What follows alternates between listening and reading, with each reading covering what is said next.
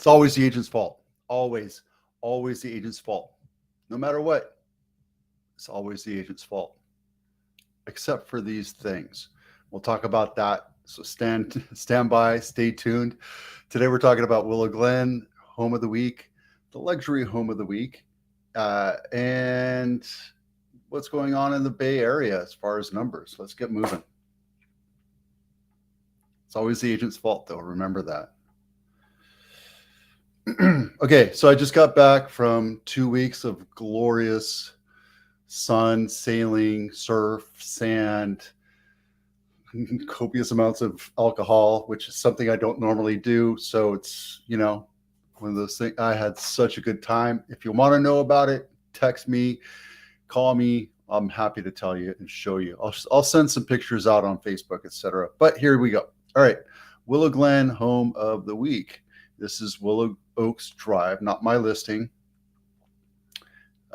2 days on market, 3-bedroom, 2.5 baths, 2,500 square feet, and it's standard ranch house, 2,500 square feet, $2.4 million. It's crazy, right?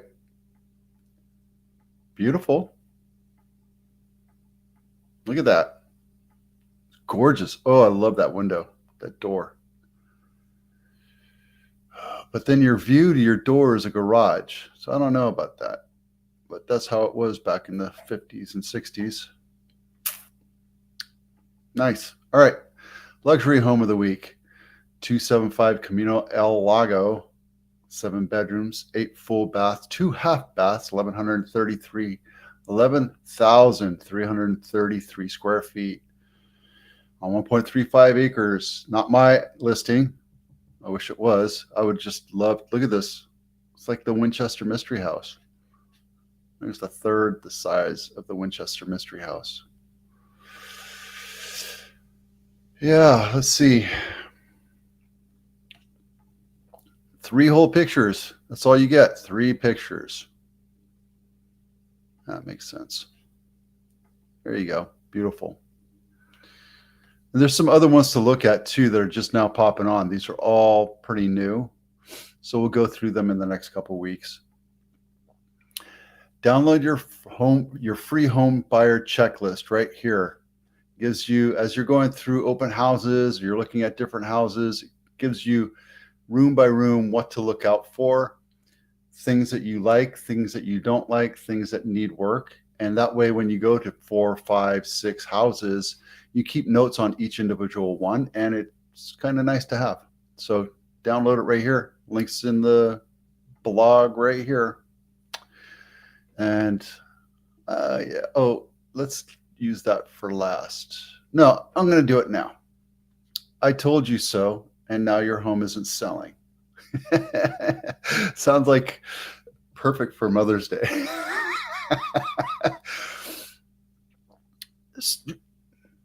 Most houses stay on market less than 15 days here in the Santa Clara County. And it's a normal thing, right? Let me open this up so that you don't have to do this.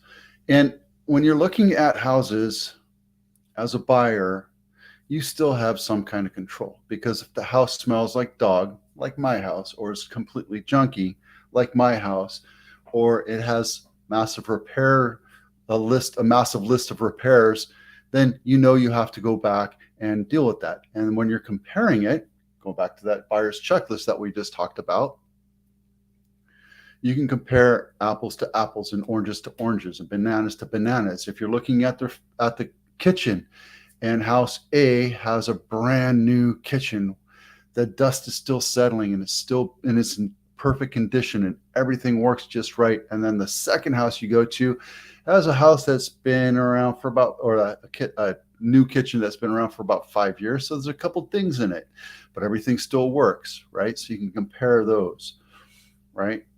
And then you have a house that was built in 1950, and in 1980 they redid the kitchen, or even in the 90s they redid the kitchen. You say that's a new kitchen. Well, it's not a new kitchen, because in the 90s, that was 30 years ago. Your kitchen is 30 years old. So you can't compare a 30-year-old kitchen to a house that's that has a 5-year-old kitchen or a brand new kitchen. And you can't do that. So when you're looking at houses, you can't overprice it.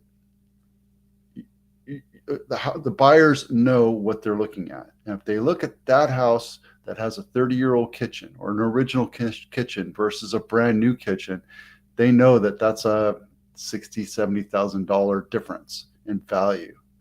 Same thing with bathrooms, same thing with floors, same thing with walls, same thing with the pool. How old is the pool? What condition is the pool in, right?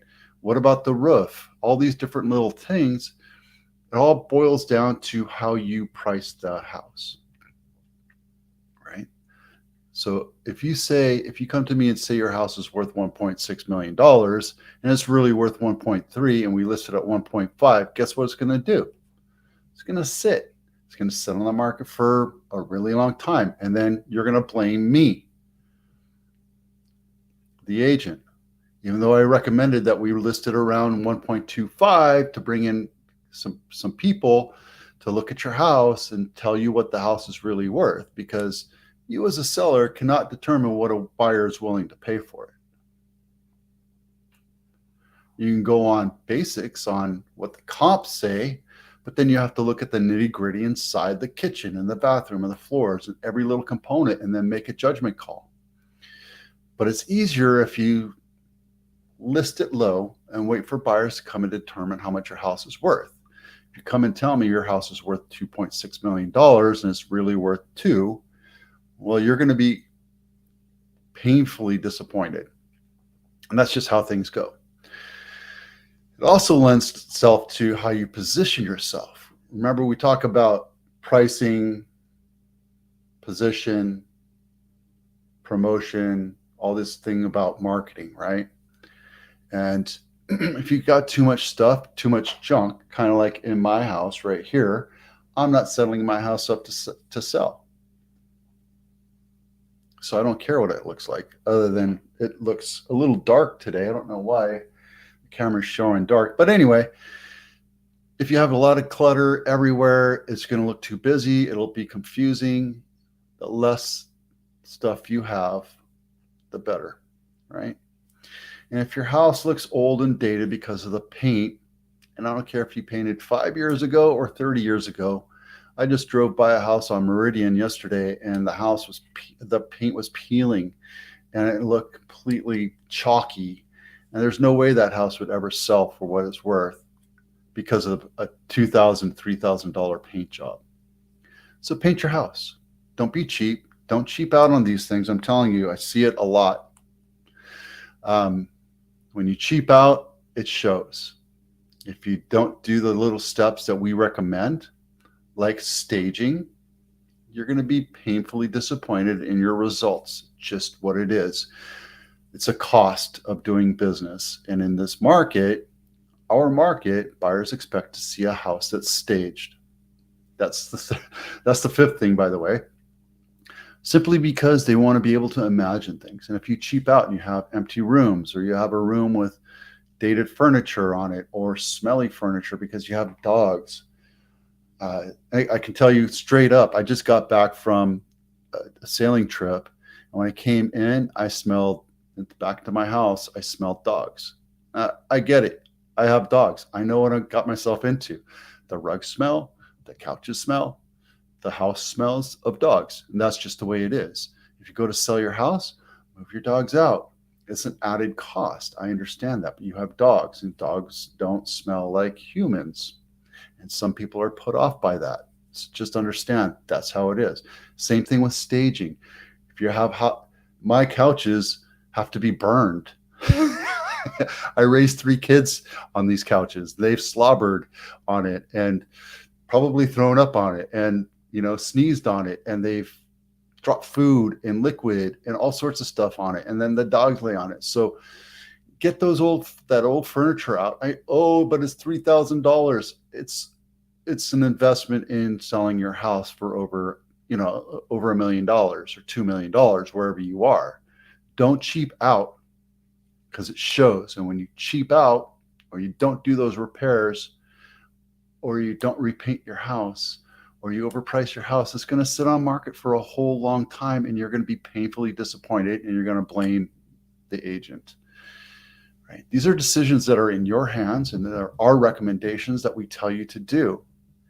And I hate to drone on about this, but a lot of sellers think they know what they're doing, and a lot of times they make the wrong decision. I'm not going to tell you don't do that because of this, because it's not worth my pain and suffering to have to convince you into spending your money to get to stage a house.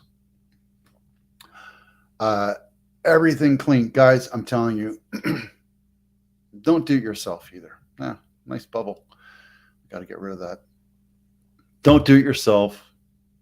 I know it's going to cost like $1,000 for somebody to come in, or a team of people to come in and clean your house. But you know what's going to happen is you're not going to miss the screens. You're not going to miss the little trough. I have this little brush here, right? I always bring these to my listing presentations. I hand them over to them, and I like start going through and fine detail everything. Go through the little tracks where your windows are and just clean that up. Wash it.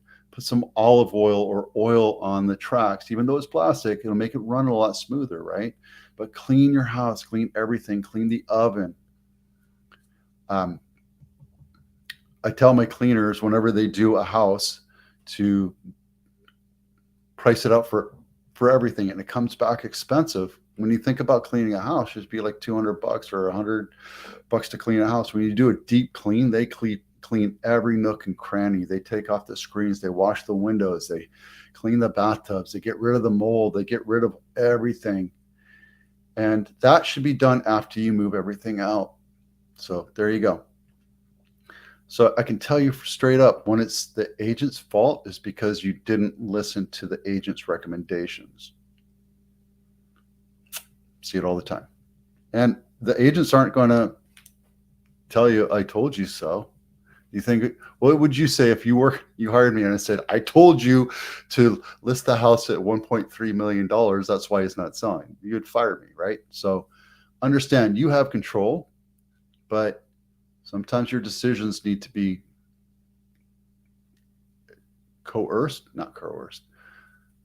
focused on the best outcome. And yes, it's going to cost some money to sell your house. I apologize for that, but that's just the cost of doing business. All right, let's get back into the really exciting numbers. Santa Clara by far is just outweighing everybody in the Bay Area. I don't care how you look at it. We have almost 2,600 sales this year on 20 weeks. Guys, this is crazy. Let me open this up so you can see this a little bit better. There we go. Now you can see the real numbers. This is what we're looking at right here, right? 2,600 sales, almost $6 billion in sales. The next one up is Alameda at almost half of that. We're third. I don't know why San Francisco's coming back so hard, but San Francisco's doing really well right now. If you invested in San Francisco last year, you would have made out like a bandit.